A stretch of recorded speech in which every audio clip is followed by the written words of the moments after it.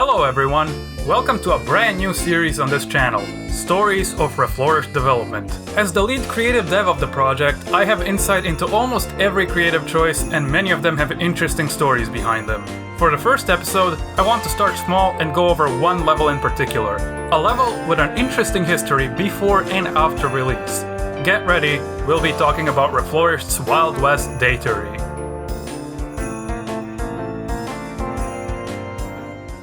So, what are expansion levels? To talk about one, we must first understand what expansion levels aim to do and why they were made. If you already know the gist about Reflourished expansions, you can skip to this point, but I'll be explaining it here nonetheless. Expansion levels are a set of new levels in Reflourished inspired by the adventure level packs in post-leveling updates of PvZ2. Their core idea was simple: add 10 new levels to each world with increased difficulty and tougher zombie variants. The problem was the reasoning for their addition. They weren't added as post-game experiences one might enjoy to tackle once they have unlocked all the resources that the main game has to offer. They were added because the developers wanted people to spend resources on leveling up plans. As a result, these levels ended up being designed to accommodate highly powerful leveled up plans instead of providing a fair challenge to all. Reflourished took the original concept of having more difficult sets of levels and ran with it. We have no leveling to speak of, so why not just cash in on the promise? New bonus post-game content with higher difficulty and new zombie variants. For Reflourished, our approach on the expansion levels was quite different.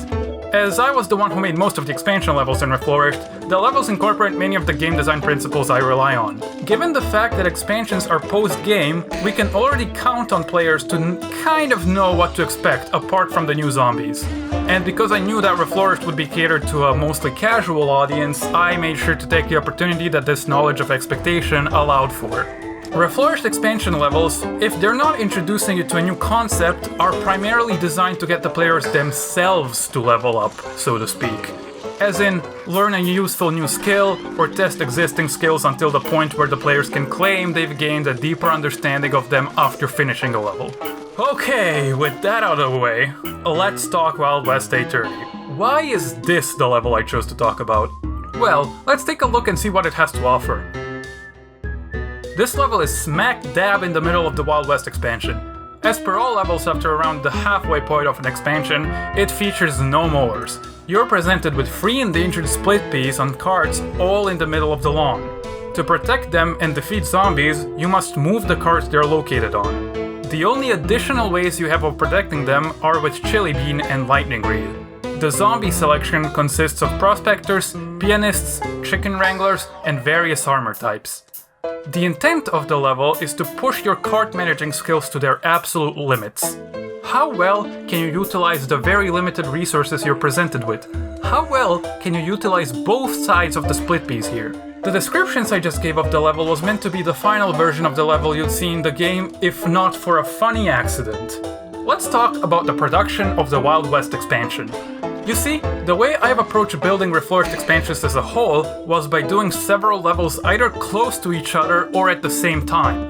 I'd have a list of ideas in my head and a list of things I knew I had to get right for each expansion. For Wild West, I was working on both Wild West 30 and Wild West 32 at the same time. As in, I literally had both of them open in Notepad++ at the same time.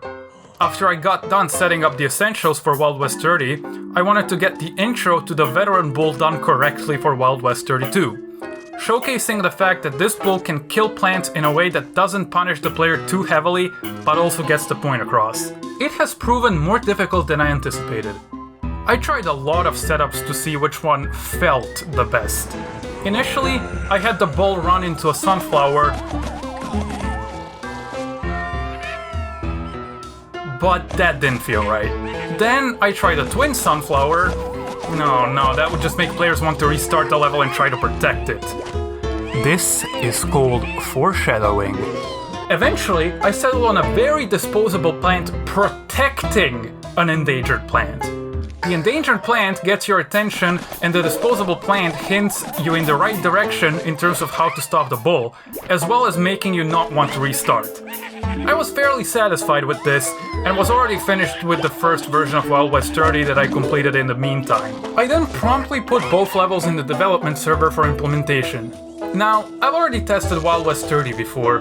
However, when I went to taste it later, suddenly, at the exact same spot where I put the front puff shroom in Wild West 32, lies a twin sunflower in Wild West 30.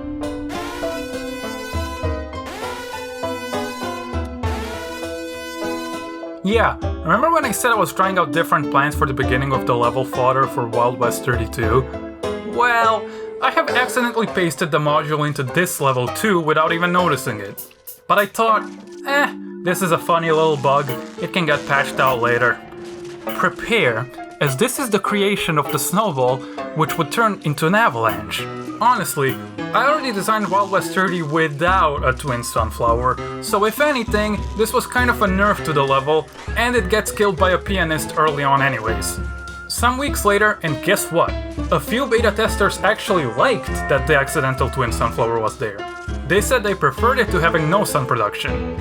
It seemed fairly simple at the time, and we decided to keep the twin sun there for the release version. We had no idea what was coming to us. Let's go back to talking about the intended design of Wild West 30, right? There's carts, endangered split peas, chili beans. Now, what do you think?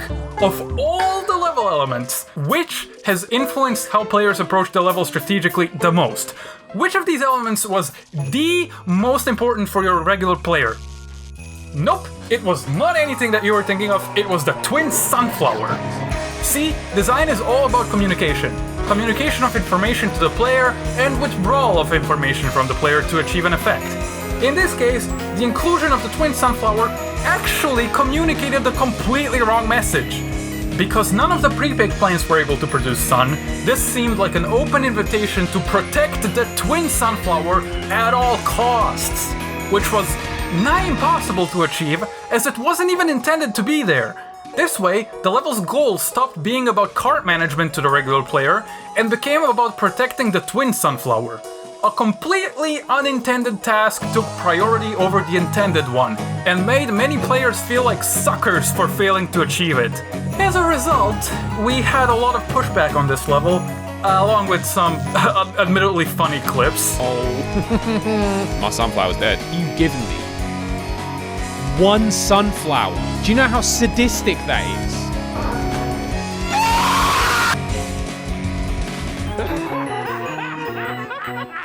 I could save the sunflower. Nope. This is the kind of stuff that happens when the level designer and the players aren't on the same wavelength.